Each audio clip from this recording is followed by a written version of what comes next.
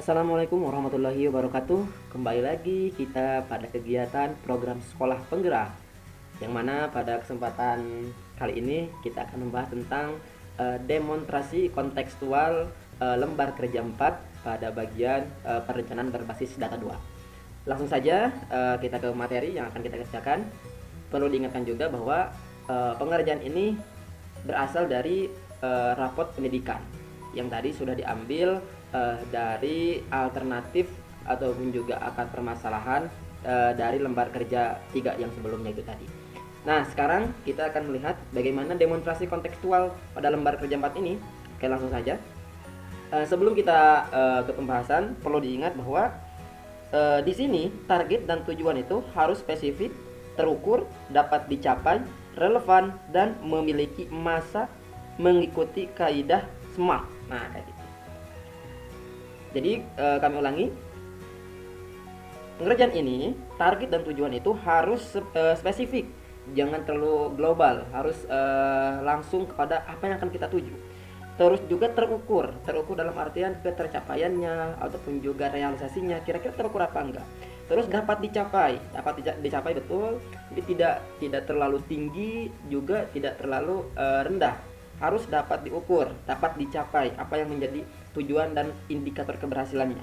Dan yang selanjutnya relevan dalam artian sesuai dengan permasalahan yang kita temukan, sesuai dengan karakteristik masing-masing sekolah, dan juga sesuai dengan apa yang masih kurang pada rapot pendidikan kita. Yang selanjutnya memiliki lini masa dalam artian itu ada rentang waktunya. Jadi jelas, misalkan satu kegiatan ini berapa rentang waktunya.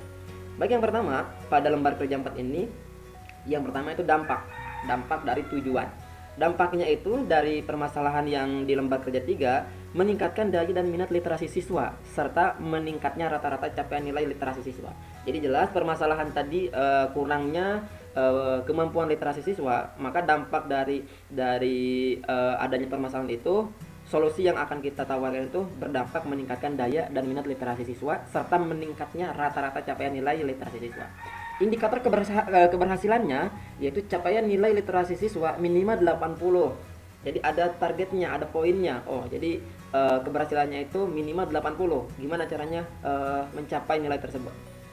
Untuk hasilnya, nah ini hasil. Kalau tadi dampak dari hasilnya, tertanamnya budaya literasi siswa yang diintegrasikan pada konten media sosial. Nah, jadi hasilnya itu siswa pengisian konten-konten media sosialnya itu bisa diintegrasikan dengan konten-konten mata pelajaran, sehingga siswa berselancar dalam media sosial itu memiliki manfaat yang bisa dirasakan oleh orang banyak. Tidak hanya mungkin menonjolkan sisi negatifnya, tapi pembelajaran pun itu hasil dari bacaan-bacaannya itu bisa dituangkan di sana. Bisa mungkin media sosialnya diisi dengan kata-kata motivasi, kata-kata penyemangat hidup dan sebagainya. Terus untuk indikator keberhasilannya ini, 80% siswa nyaman membaca di perpustakaan dan pojok baca. Terus terbentuknya duta baca dan komunitas baca, terbitnya majalah karya siswa.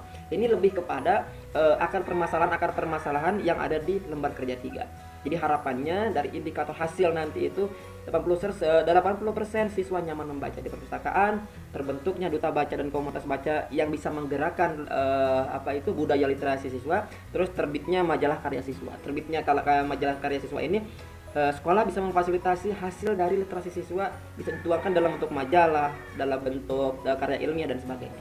Terus keluarannya dalam tujuan sekolah meningkatkan fasilitas membaca siswa, seperti peningkatan perpustakaan menjadi digital library atau e-library, akses internet memadai, penyediaan kegiatan pemilihan duta baca dan komunitas baca, terus penerbitan karya majalah siswa. Jadi dari sekolah tujuannya itu seperti itu. Terus indikator keberhasilannya, setiap guru melakukan pembiasaan pembelajaran yang mendorong kemampuan literasi siswa. Setiap guru memiliki kemampuan untuk mereview hasil bacaan siswa dengan baik. Jadi tidak hanya siswa saja yang memiliki peningkatan budaya literasi, tetapi seorang pendidik juga. Setiap pendidik juga memiliki kebiasaan atau melakukan pembiasaan pembelajaran yang mendorong kemampuan literasi siswa.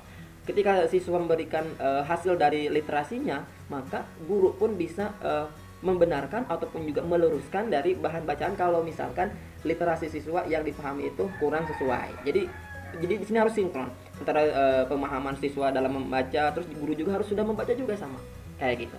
Jadi itu mungkin yang bisa kami sampaikan pada lembar kerja 4 ini. Sekali lagi ini hanya sebagai bahan pembelajaran, bisa disesuaikan dengan kreativitas inovasi masing-masing dan juga tentunya karakteristik masing-masing lembar. Dari kami ditujukan sekian. Wassalamualaikum warahmatullahi wabarakatuh.